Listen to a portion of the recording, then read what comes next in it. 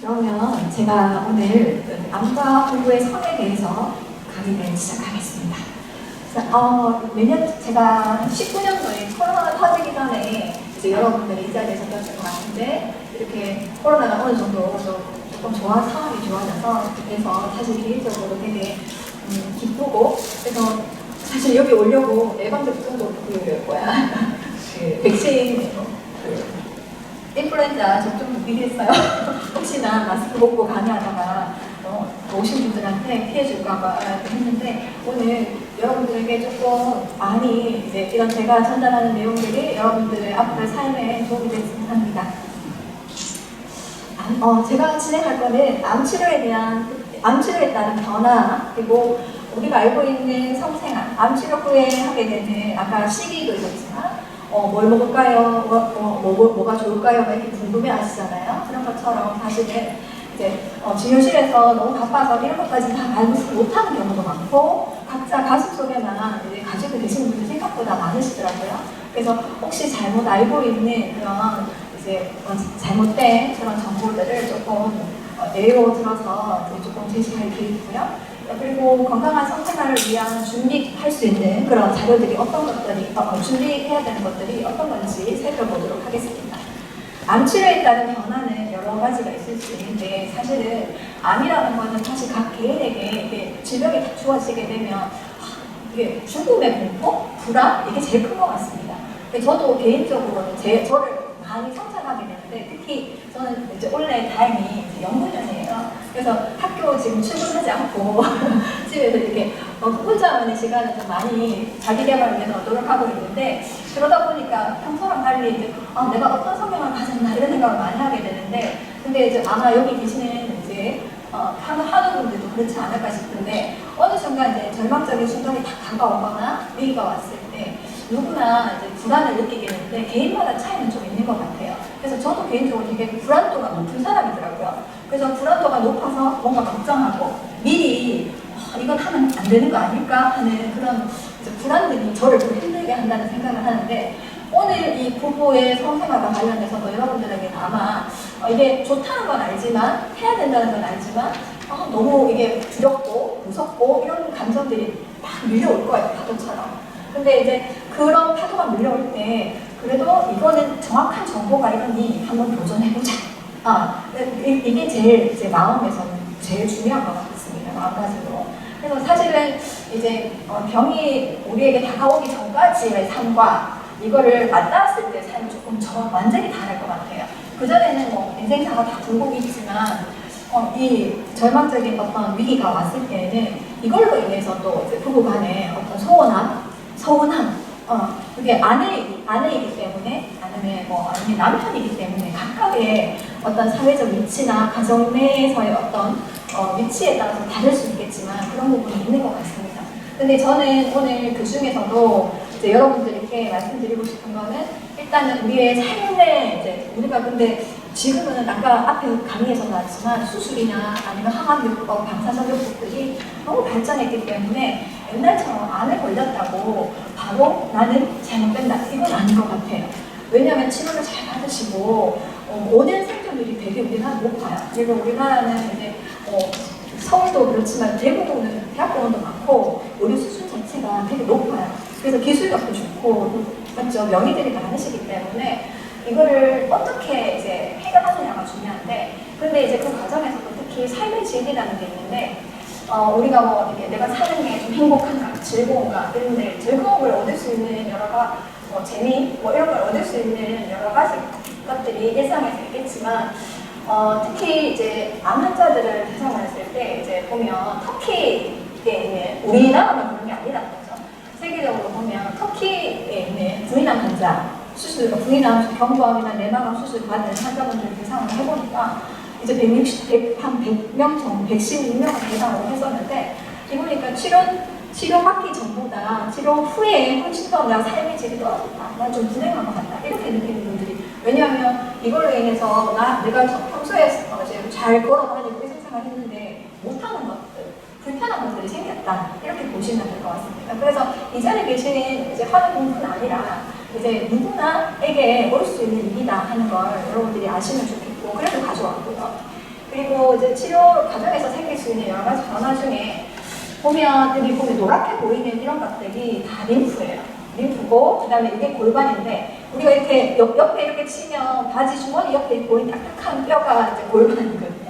그리고 이제 앞쪽에 이제 조금 안쪽에 있는 딱딱한 뼈가 이제 치골이라 하는데 이렇게 이 골반 안쪽에 여성 생식기가 들어있어요. 자궁이나 뭐 이런 것들이 들어있고 그다음에 그 안에 또 뭐 있냐면 제일 앞에는 여기가 이제 뼈인데 치골인데 치골 앞쪽에는 방광이 있고 뒤쪽에는 자궁이 있고 제일 뒤쪽에 우리 엉덩이 뼈 있죠? 엉덩치 뼈라 하시는데 앉을 때 닿는 그 뼈 있죠? 그쪽에 있는 장기가 제일 가까이 있는 장기가 대장이에요. 대장. 그러니까 자궁이 이제 어떤 문제에 의해서 막 커지면 염류도 생겨요. 그 다음에 자궁 때문에 소변은 시원한 목조기도 하고 그래서 병원에 오시는 경우가 많거든요. 근데 이제 치료 받으시면서 이제 자궁을 어떤 분들은 적출하시기도 하고 아니면 옆에 있는 난소도 이제 적출하시기도 하게 되는데 이제 이런 이제 주변에 있는 이 골반 안에 있는 장기들의 변화가 생겨서 이제 주로 보면 부인과 진료를 많이 받게 되십니다. 그리고 남성 같은 경우에도 보시면 뭐 전립선암 같은 경우에 이런 이제 그 수술 치료나 방사선 치료 받게 되시면 아까 봤던 이런 노란 이제 그런 림프에 순환이 잘 돼야 되는데 그게 잘 안 돼서 뭐 하지에 부종이 생긴다든지 수술 받고 나서 이제 뭐 이렇게 생식기가 있다 속옷 쪽에 있는 이제 외음 쪽에 많이 부풀어 오른다든지 아니면 허벅지가 많이 부어오르는 그런 림프 부종이 생기기도 합니다. 그래서 보면 이렇게 적출하고 나면 보통 물어보세요. 그러면 혹시 이 안이 텅 빈 거 아니냐? 공기가 이렇게 이제 속옷 바깥쪽에서 배 안으로 공기 막 들어오는 거 아니냐고 막 걱정하세요. 그래서 이러면 선택을 하면 큰일 나는 거 아니냐고 막 걱정하시는데 여기 제가 일부러 가지고 왔는데 여기 하얗게 보이는 게 진주처럼 실제 보면 진주처럼 보이는데 건강한 이제 난소예요. 난소는 이렇게 있고 보통 만약에 자궁을 수술한다면 위쪽에 있는 질이 있는데 질은 이렇게 꼬매져요. 예쁘게. 그래서 여기 자궁이 없다고 해서 부부 생활 못할 이유가 전혀 없습니다. 자궁이 있든 없든 부부 생활을 하는 주요 기관은 생식기는 뭐냐면 질이에요. 질 안에 남성의 이제 그 음경이 들어가는 거기 때문에 그렇게 보시면 되기 때문에 걱정 안 하셔도 된다 하는 이야기 드리고요. 그 다음에 보시면 아까 봤다시피 이제 수술하면서 이제 자궁만 떼는 게 아니라 이제 수술하고 나서 이제 항암을 받을지 아니면 방사선 치료를 할지 결정을 해야 되니까 의료진의 입장에서는 아까 봤던 주변에 있는 림프를 떼내는 거예요. 그래서 허벅지 쪽에 있는 아까 봤던 서해부에 있는 아니면 골반에 있는 림프절을 이렇게 떼다 보면 이제 그게 없어지잖아요.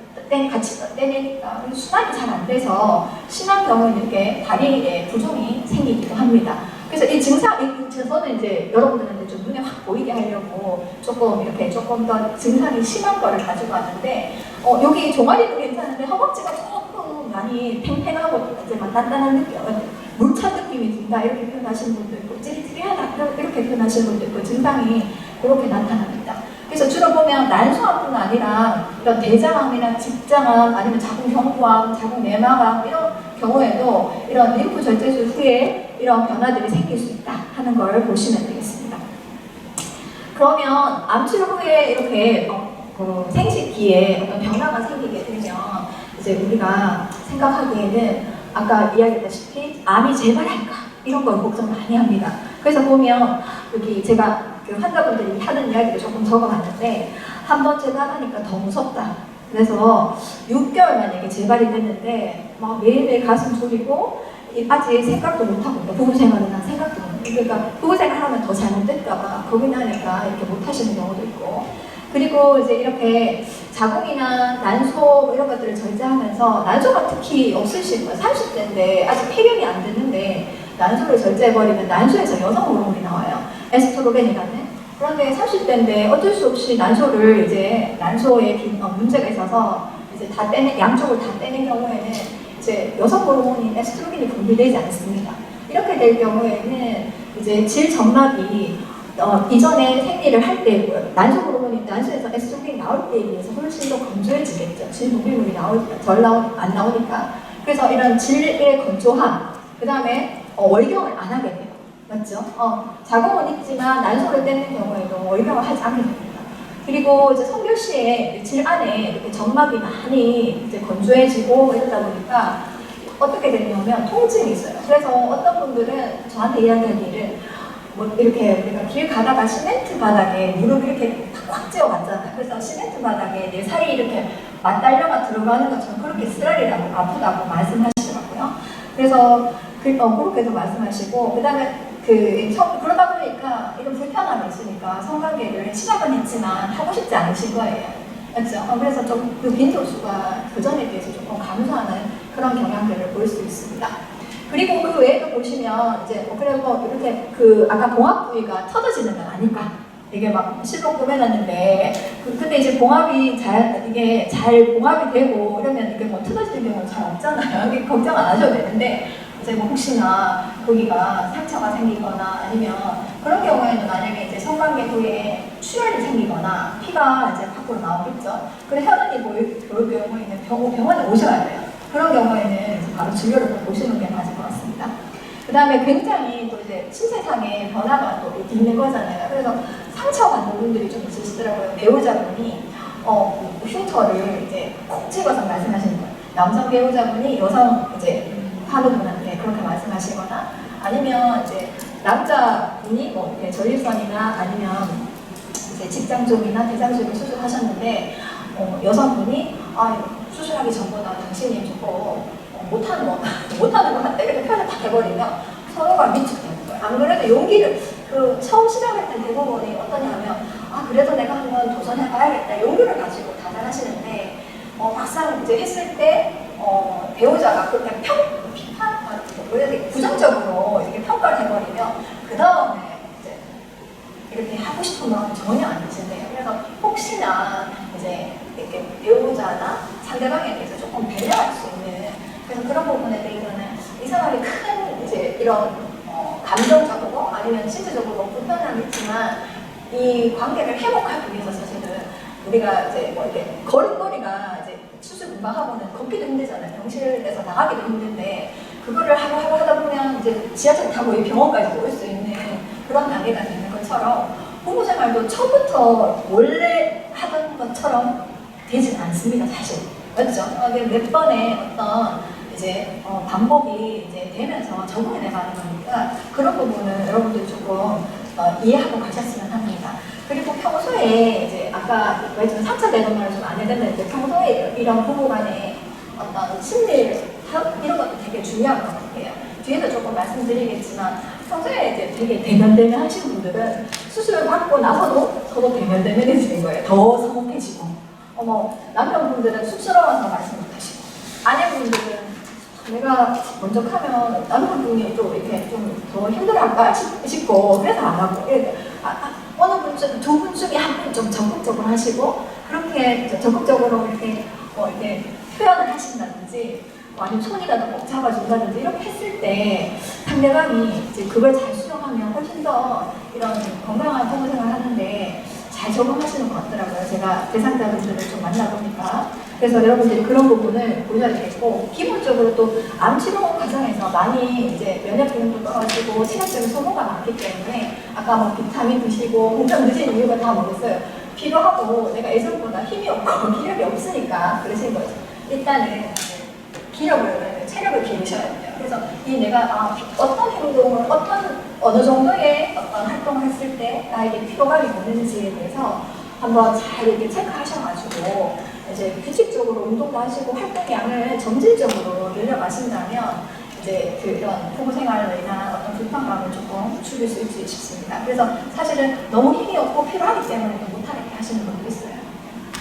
그래서 이제 남성의 이제 남성 같은 경우에는 대장암, 직장암, 전립선암 이렇게 있는데 이제 이렇게 암 치료 후에 남성분들은 주로 하시는 남자 이제 암 환자분들은 발기부전이 있다, 아니면 발기하는데 잘 안 된다, 그리고 이렇게 발기할 때 본인이 옛날보다 좀 경력이 떨어진 것 같다, 감도가 떨어진 것 같다 이렇게 말씀하시고 사정이 잘 안 된다, 사정량이 감소했다. 그리고 사정하는데 이제 내가 이제 사정할 때까지 이제 시간이 평소보다 많이 걸린다. 왜냐면 절찬반 남성분들도 이제 이 사정하려면 이게 응격적으로 혈액이 확 많이 몰려야 돼요. 여성도 그래요. 여성도 절정감을 느끼려면 여기 오르가즘이라고 표현했는데 여성 생리적으로 피가 이렇게 충분하게 잘 혈액 공급이 돼야지만 여성도 성적인 이런 오르가즘을 느끼게 됩니다. 근데 이제 남성들 같은 경우에는 잘 안 되는 걸 볼 수 있습니다.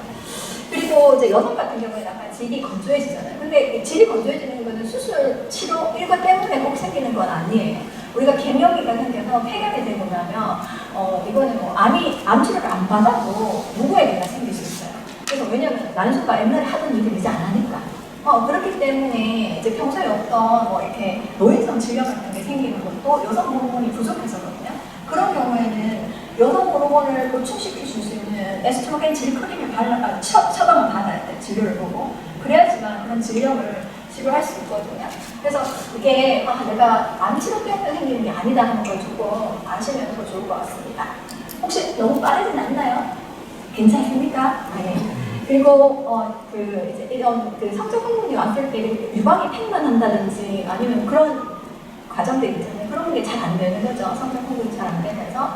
그리고 진로가는 이제 퇴식 기적으로 가는 혈액도 감소하니까 이런 문제가 또 생길 수 있고요.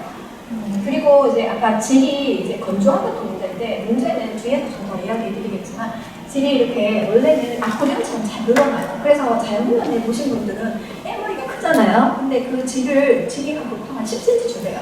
그 마이크로 치면 이게 자궁이고 여기서 쭉 있는 한 10cm 정도 되는 게 이제 질이라고 보시면 돼요. 근데 여기 계시는 이제 치료받으시는 하는 분에 따라서 어떤 분은 자궁만 절제하시는 거예요. 어떤 분은 질의 상부를 일부 전이가 됐으면 이 부분을 절제하는 거예요. 그러면 질이 한 10cm 되다가 짧아집니다. 8cm 정도 짧아지는 경우에 원래는 한 8cm 정도 됐으면 2, 3cm 잘라내면 그 잘라낼 때는 전이가 없인데 1cm 잘라내겠죠. 그러면 이제 원래 한 8cm 되는 분은 한 5cm밖에 되지 않는 거예요.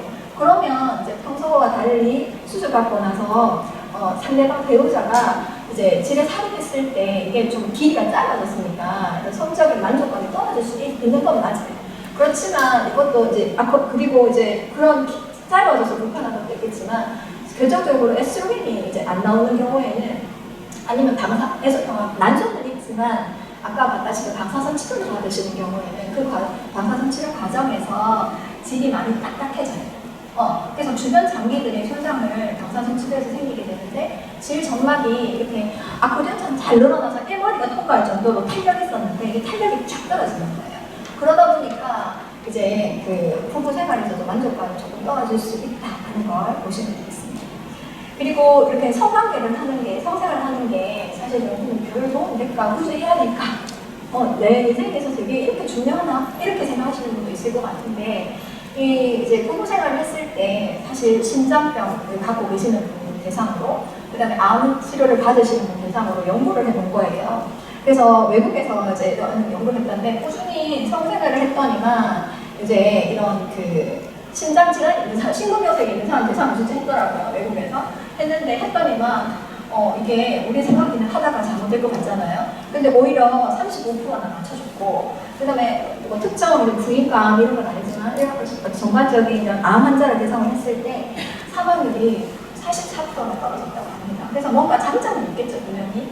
적응하는데 어려움은 있겠지만. 그리고 우리나라 국가암정보센터라고 이제 핸드폰이나 이제 집에 가서 핸드폰 PC로 쳐보시면 검색해 보시면 홈페이지가 나오는데 거기서 공부하기를 수술 후에 체력이 어느 정도 회복되고 나면 이런 성생활을 하도록 권장하고 있고 그리고 이렇게 건강하게 이제 체력이 회복되고 나서 이런 성생활을 했을 때 정신적으로도 훨씬 더 이렇게 만족하게 되고 부부관계 좋아지고 친밀도가 좋아지잖아요. 서로 말도 안 하고 그러니까 또 치료받으면서 또 많은 분들이 느끼는 것 중에 하나가 외롭다 하는 거. 그러니까 이 넓은 세상에 내 옆에 아무도 없는 우리 집에 막 가족이 막 밥 먹을 때 보면 여러 명 있잖아요. 그런데 아무도 현재 나에 대해서 관심이 없으신 분이 있을 수 있잖아요. 그러니까 그렇게 관심은 그분들 있다고 생각하지만 이제 한분 스스로가 느끼기에는 이 사람들은 가족이지만 내 마음 몰라줘 이렇게 하면 거기서 오는 외로움은 분명히 있다고 생각합니다. 그래서 그런 것들을 좀 극복하는데도 이런 부부 생활이 도움이 되지 않을까 싶습니다. 그리고 이제 그 외에도 보면 치매에도 도움이 된다. 그 다음에 이 부부 생활하게 되면 이제 아까 외롭다, 우울하다 이런 생각이 밀려올 수 있잖아요. 부정적 감정들이. 그때 이제 엔돌핀이라는 이제 이런 호르몬이 나와서 이런 우울과 부정적 생각들을 물리치는데도 이제 막아주는데도 도움을 주시고요.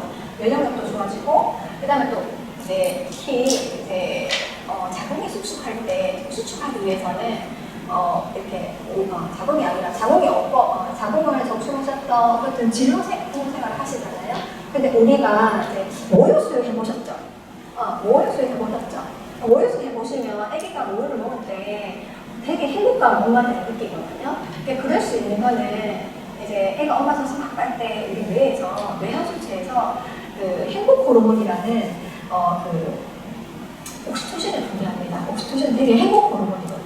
이게 아기 먹을 때는 자궁을 수축시키기도 하고 그런데 이게 행복감을 주는 호르몬이에요. 그래서 이 부부 생활을 할 때 훨씬 더 또 행복감을 느껴서 삶의 질이 올라간다고 이야기합니다. 그리고 질 내에 이런 질이 약간 딱딱해지고 조금 위축되고 이런다 했는데 이럴 때 이제 질을 자꾸 써줘야지만 이 주변의 근육들이 그나마 이제 강화된다는 걸 말씀드립니다. 그리고 이렇게 부부 생활하는 자체도 우리가 칼로리 소모가 있어요. 그래서 이게 등산이나 에어로빅 하는 것보다 훨씬 더 이제 에너지 소모가 2~3배 된다 하니까 평소에 운동도 하시겠지만 이렇게 부부 생활을 이제 한번 시도해 보시고 잘 적응해 보시면 좋겠습니다. 그리고 이 보시면 제가 몇 가지 사례를 가지고 왔는데요. 이제 전립선암 수술을 받으신 지 한 3년 되셨는데 주1회 부부 생활을 하다가 일단 부부 생활이 2~3개월 내에 한 번으로 횟수가 확 줄었다는 거죠. 그리고 발기가 잘 안 되고, 그 다음에 발기가 안 되니까 자신감이 떨어지시겠죠, 이분이.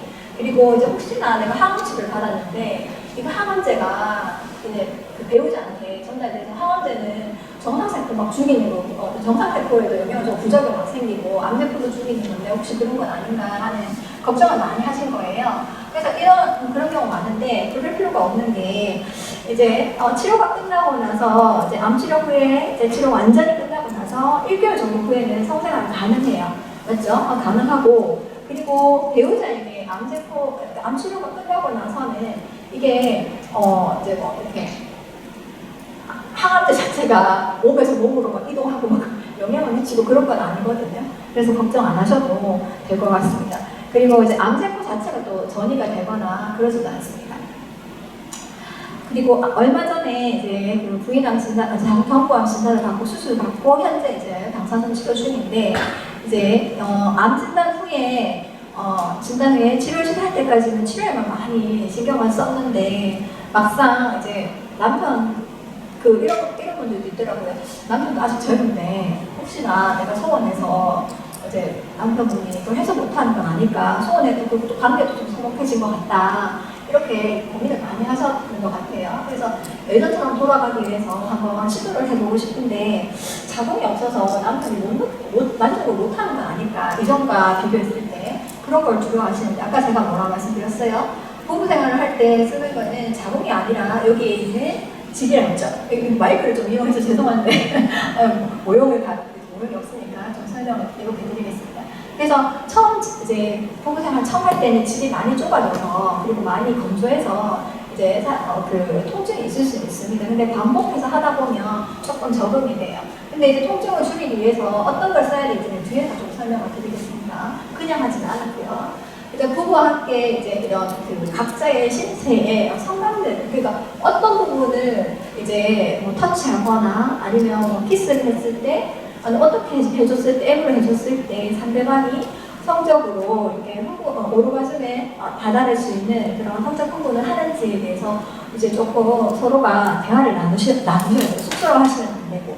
맞죠? 그래서 나는 이럴 때 어떤 사람은 귀에서 속삭여줄 때 이제 난 좋다 이럴 수도 있어요. 그래서 그런 부분을 좀 솔직하게 조금 이야기해 주시고 부끄러워하지 마시고 서로에게 조금 진솔하게 이야기해 주시는 게 필요할 것 같습니다.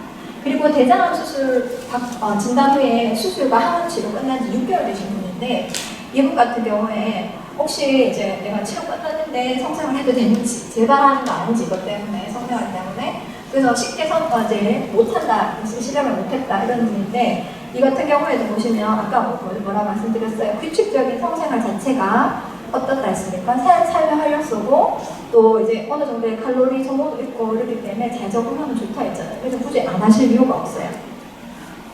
재발되지 않는 분들은. 그 다음에 직장암 진단 받으신 분인데 방사선하고 이분은 수술은 아니고 방사선과 항암 치료 받으신 분이에요. 그래서 혹시 이제 몸에 남은 방사선이나 항암제가 이제 옮겨가는 건 아닌지 아까 말씀 잠깐 드렸는데 이 보시면 잠깐요. 그래서 방사선 같은 경우에는 이렇게 외부에서 이제 방사선을 쬐는 경우도 있고 이렇게 여성암 같은 경우, 부인암 같은 경우에는 이렇게 자궁 내에 이렇게 쪽으로 이렇게 기구를 삽입해서 암세포를 직접적으로 암세포에 이제 방사선을 쬐기도 하는데 암세포를 공격한 다음에 이게 치료를 위해서 공격하잖아요. 근데 이제 치료받고 나서 방사선 같은 경우 몸에 잔류하는데 이게 계속 남아있는 게 아니잖아요. 소진이 점점점 농도가 떨어지는데 여기 보시는 것처럼 사주에서 탈출 후면 성생활 해도 배우자한테 이렇게 영향을 주지 않습니다. 그래서 가능하다. 그리고 항암제 같은 경우에는 이제 우리가 약을 이제 오늘 내가 완전히 항암제 마지막 마지막 이제 주사를 다 맞았다. 그러니까 오늘 당장 복용을 하기엔 좀 힘들겠죠. 체력적으로도 안 되고 맞죠? 근데 이제 만약에 한 달 하더라도 이제 한 2, 3일 있다가 체력이 좀 회복된 만약에 되는 경우에는 2, 3일 있다가는 이렇게 항암제가 배우자에게 영향을 미치는 염려가 없습니다. 그래서 그런 부분을 고려하시면 되기 때문에 걱정 안 하셔도 될 거고 혹시 이제 만약에 이제 항암 치료 후에 임신해야 되는 그런 연령이고 임신이 가능한 경우에 암에 따라서 그런 경우에는 보통 항암 치료하고 나서 6개월 있다가 이제 6개월 이후는 가능해요. 갑상선 같은 경우에는 항암 치료 받고도 아기 나와서 잘 기르고 하잖아요. 그렇기 때문에 그런 부분이 있으니까 참고하시면 되겠습니다. 그리고 아까 이제 말씀드린 것처럼 이게 실제로 질 점막인데 이게 여기 보시면 LB가 이렇게 있는데 여기 주름이 있어야 되는데 질에 여기 주름이 없죠? 맞죠? 주름이 없어지는 이런 상태가 됩니다. 그래서 주름이 있고 이제 좀 촉해야 되는데 이게 없기 때문에 질 점막이 건조해지고 그다음에 또 상처도 우리도 그렇잖아요. 입 안이 물을 많이 안 드시거나 많이 편찮으시거나 탈수되면 입안이 건조하잖아요. 그러면 입안에 상처, 구내염 같은 게 딱 생기면 이게 중방 내에 이제 약간 물을 잘 안 드시고 그러면 건조하면 이게 상처가 더 잘 안 나타요. 촉촉해야 돼 점막을. 그런데 이제 이런 질점막도 이렇게 치료받으신 과정에서 훨씬 더 치료받기 전에 비해서 이렇게 좀 건조해지고 딱딱해지는 위축되는 그런 모습들을 볼 수 있습니다.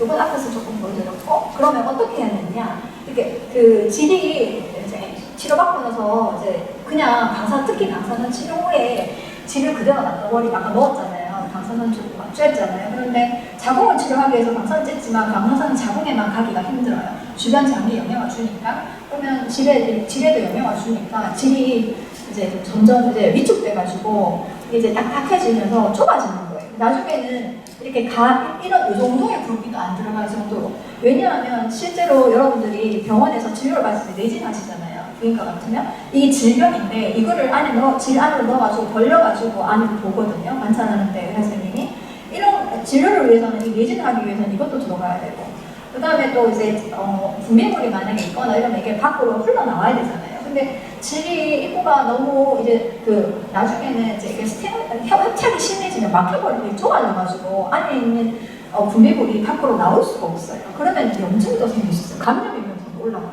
그래서 가능하면 여기에 있는 것은 만약에 방사선 수술 치료 완료 후에 만약에 4주쯤 지나면 여기 보시는 것처럼 제가 이거 가져왔는데 주머니에 이걸 많이 사진으로 보여드리고 싶어서 이렇게 이 질 확장기예요. 사이즈가 여러 개가 있어요. 그래서 저도 이거는 개인적으로 사는데 처음에는 이제 한 인치로 돼 있었는데 1인치가 한 2.5cm 정도 되거든요. 그러니까 한 1.2에서 3cm 정도 되는 아주 작은 것부터 시작해서 이제 이게 사이즈가 이렇게 점점점 사이즈를 이렇게 큰 걸 점점점 늘려가야 되는 거죠. 늘려가는데 이건 플라스틱이거든요. 이걸 그대로 넣으면 어떻게 되겠어요? 감염 위험성도 있고 상처가 생기겠죠, 질 점막에. 그래서 그냥 넣지 않아요. 여기다가 콘돔을 씌워요. 콘돔을 씌우고 그 다음에 질이 많이 건조해졌으니까 여기에 있는 것처럼 제가 사진도 넣어놨지만 똑같은 거예요. 제가 갖고 있는 거라서 이렇게 윤활제가 있어요. 윤활제가 있는데 이거는 수용성 윤활제예요. 이거는 어떠냐면 물로 씻으면 만약에 생식기를 우리가 깨끗하게 한다고 해서 막 있잖아요. 강한 산성의 비누로 생식 기분으로 씻으면 오히려 질염이 더 생겨요. 왜냐하면 이제 정상 균속이 있어요. 정상적으로 우리 이제 신체를 보호하는 균이 있는데 그분들이 다 씻겨 나가는 거예요. 어느 정도 산성을 유지해야 되는데, 그리고 만약에 여기 제가 해놨는데 바세린 로션이나 이런 윤활제 대신에 이런 거 쓰시면 큰일 나요. 아니면 질염이 생겨요. 안에 염증이 생길 수 있어요. 그래서 꼭 이렇게 수용우선 윤활제를 의사 선생님한테 물어보시고, 만약에 이걸 시도하실 거면 이걸 구입하셔서 쓰시면 통증을 좀 줄일 수 있습니다. 이해하시겠습니까? 네. 그리고 이제 이런 확장기 같은 경우에는 이제 하루에 한 1분에서 처음 시작할 때 좀 짧아야 되겠죠? 1분에서 한 3분 정도 해서 이거를 규칙적으로 계속 쓰시면 질이 이제 위축되는 좁아지는 막히는 걸 막을 수 있습니다. 그래서 병원에서도 이걸 하기를 권장하고, 그리고 일주일에 한 3회 정도 이렇게 하시면 되겠습니다. 그래서 이런 방법이 있다는 거 참고하시면 되겠어요. 그래서 건강한 성생활을 위해서는 이제 사실은 규칙적으로 좀 자주 해주시는 거, 그리고 이제 신체적인 건강뿐 아니라 배우자와의 관계, 이런 것들이 중요합니다. 그래서 이게 잘 이제 맞춰져야지만 이렇게 우리 물레방아 돌아가듯이 우리의 삶의 질이 아마 좋아지지 않을까 싶습니다. 그리고 아까 잠깐 이야기 드렸지만 이제 관계지향적인 사람들은 조금 성향에 따라서 이 부부관계를 막 좋게 하고 좀 이렇게 적극적으로 하시는 경향이 있더라고요. 제가 인터뷰를 해보니까. 반면에 나는 내 몸이 제일 중요해, 난 무조건 살아야 돼, 이런 분들은 좀 이렇게 남편이 다가오거나 배우자가 다가와도 조금 밀어내시고, 그러면 좀 내가 할 때까지 좀 기다려 하고 계속 미루시는 경향이 있더라고요. 그래서 부정적 감정을 조금 밀어내시고 자신감을 좀 회복하시면 좋겠습니다. 그래서 건강한 성생활을 위해서 준비 몇 가지 말씀드리고 이번 강의를 마칠 건데요. 우리가 이제 사람마다 이렇게 위기가 오면 부정적 생각들이 막 물밀듯이 막 밀려오잖아요. 그래서 정서적으로 은행에 우리가 돈을 차곡차곡 모으는 것처럼 좋은 어떤 긍정적 감정들을 잘 이렇게 쌓아나가는 것, 부부 관계에서 쌓아나가는 게 되게 중요한 것 같습니다. 그래서 여기 있는 것처럼 좀 힘들지만 서로 요리도 같이 한다든지 산책도 같이 하고, 이렇게 청소할 때 막 발만 들고 있으면 너무 얼마나 괘씸하겠어요. 이런 건 안 되고 조금 더 이제 함께 할 수 있는 활동들을 좀 찾아보시면 좋겠습니다. 그리고 이제 긍정적이든 부정적이든 본인의 감정들을 표현해 보시라 하는 말씀을 드리겠습니다. 그래서 관심을 보이는데 어떤 말 하면 좋겠어요? 한번 말씀드려. 와, 멋지네. 같이 하자. 장보러 같이 가자. 같이 갈 수 있을까? 이렇게 한번 물어보시고 관심을 보이시고, 그 다음에 아까도 말씀드린 본인의 어떤 성생활에서 어떤 흥분을 줄 수 있는, 오르가즘을 유도할 수 있는 그런 행위가 있다면 그 부분을 알려줘야 돼요. 이거는 내가 좋더라. 아니면 이거 불편하더라. 이렇게 말씀하셔야 되겠고, 그 다음에 좀 약간 불안하거나 슬프거나 이런 게 있으면 나 좀 슬퍼지네, 오늘 이상하네, 이렇게 좀 말씀을 해주시는 게 좋을 것 같습니다. 그리고 또 이런 일이 생길까봐 난 좀 두렵다, 이런 것도 말씀해 주시고요. 그리고 상대방의 감정을 좀 읽어주는 것도 필요한 것 같아요. 당신 오늘 보니까 되게 기분이 안 좋은 것 같네, 짜증이 좀 섞인 것 같네, 아니면 짜증나는 일이 있었어, 이렇게 조금 확인시켜 주시는 게 필요할 것 같습니다. 그리고 서로 이렇게 마주보는 거, 눈을 마주치는 건 되게 중요한 것 같아요. 친밀감을. 꼭 성생활을 하지 않더라도 이제 이런 것부터 시작돼야지 어느 날 갑자기 우리 옛날에 하던 부부생활 다시 해볼까? 절대로 힘들어요. 그래서 그윽하게 서로를 바라보고 감정을 표현하는 것도 하셔야 되겠고, 손도 한번 잡아보시고, 그 다음에 서로의 등도 한번 쓰다봐 주시고, 맞죠? 이런 것도 필요합니다. 그리고 이제 호흡도 해보시고, 이런 것들이 조금 익숙해져야지만, 사실은 몸도 회복해야 되겠지만, 그래야지만 부부의 어떤 성생활이 가능하지 않을까 싶습니다. 그래서 보통은 남자분들은 이제 이런 남자분들이 해야 될 거는 고마워, 사랑해, 힘들었지, 고생했어, 이런 말도 좀 많이 해주셔야 되겠고, 이제 성관계 시간에 너무 집착하지 않으셔야 되겠습니다. 그리고 이제 운동도 좀 해주시고, 이제 관략근 운동도 이제 해주시는 게 도움이 됩니다. 요거는 이제 케겔 운동인데 좀 넘어가겠습니다. 뒷부분에 오셔가지고 강의에 좀 밀려서 조금. 네. 그래서 이 관략근 운동은 남성이나 여성에게 다 도움이 돼요. 그래야지만 아까 뭐라고 말씀드렸어요. 이 부부생활 할 때 이제 피가 회원부 쪽으로 많이 가야 된다 했잖아요. 그러면 근육이 잘 움직여줘야 돼요. 근육이 느슨하면 이렇게 피를 몰아줄 수가 없잖아요. 그런 부분을 생각하셔야 됩니다. 그래서 여성 같으면 남성도 똑같아요. 이제 매트에 이렇게 누우셔가지고 숫자를 하면서 이제 이때는 중요한 거는 배를 가지고 쉬는 게 아니라 회원부에 생식기적인 부분에 힘을 준다고 생각하시다가 이제 힘을 푸는 거예요. 맞죠? 그래서 이제 요도나 아니면 한 번에 힘을 준다 생각하시면 조금 더 쉬울 건데 숫자를 1부터 10까지 세면서 힘을 천천히 줘야 돼요. 천천히 1보다는 2, 2보다는 3. 그래서 10이 되면 내가 줄 수 있는 최고의 힘을 주는 거예요. 그 다음에는 어떻게 하냐면 서서히 힘을 풀어야 돼요. 10까지 갔는데 확 풀어버리면 안 되고 그때부터는 천천히 이렇게 푸셔서 마지막에 다시 거꾸로 10에서 1로 왔을 때는 내가 이완된 그런 상태로 가셔야 할 것 같습니다. 그리고 뭐 이런 운동들도 도움이 된다고 해요. 어떤 식탁 의자나 아니면 아일랜드 식탁 같은 데 잡고 뒤꿈치를 드는 거 있죠. 이런 것들은 림프 부종에도 도움이 되거든요. 그래서 이런 것들 반복하시거나 아니면 누운 자세에서 이제 이런 그 골반을 들어 올리는 운동도 도움이 된다고 합니다. 그리고 여성들 같은 경우에는 보면 일단은 나의 몸에 변화가 있긴 했지만 나는 내 몸을 사랑하셔야 돼요. 그래서 자신감을 좀 가지셨으면 좋겠고 그 다음에 솔직하게 남편한테, 배우자한테 여성도 그렇고 나눠도 그렇겠지만 이 성생활에 대해서 서로가 좀 터놓고 이야기하시고 내가 언제쯤 이제 한번 시도해볼라 한다 아니면 지금은 좀 힘들다 라는 걸 명확하게 조금 의사전달하실 필요가 있습니다. 그 다음에 성관계 전에 이제 또 여성들 같은 경우에는 애교를 원하는 경우가 있어요. 왜냐하면 남성과 달리 여성은 이렇게 오르가즘에 다다른 시간이 남성보다 훨씬 더 길 수 있거든요. 그래서 남성분들이 이제 애교를 통해서 여성이 이렇게 그 오르가즘까지 다다를 수 있도록 조금 도와주셔야 돼요. 서로 이야기를 하셔서. 그 다음에 성관계를 하는데 아까 통증이 너무 심해서 난 약을 먹어야 되겠다면 의사님한테 이야기하셔가지고 이제 약을 처방 받으셔야 되는데 굳이 막 그 정도가 아니면 아까 봤던 이제 유난제 같은 거 쓰시면 수용성 유난제 쓰시는 게 좋지 않을까 싶습니다. 그 다음에 뭐 아까 이제 이게 생각보다 이제 우리가 아까 누워 있는 자세 보셨지만 우리가 이렇게 골반에 있는 자궁이 어떻게 있냐면 고개를 약간 이렇게 탁 숙이고 이렇게 있어요. 약간 경례 자세로 이렇게 있거든요. 그렇기 때문에 이게 우리가 생각하는 것처럼 이제 평평한 데서 이제 있으면 들어갈 때 좀 통증이 더 심할 수 있어요. 그래서 베개를 좀 받치거나 쿠션을 받쳤을 때 훨씬 더 그래서 왜 진료실에 의자 보면 다리를 이렇게 걸터가지고 생각을 엉덩이 약간 들리게 해놨잖아요.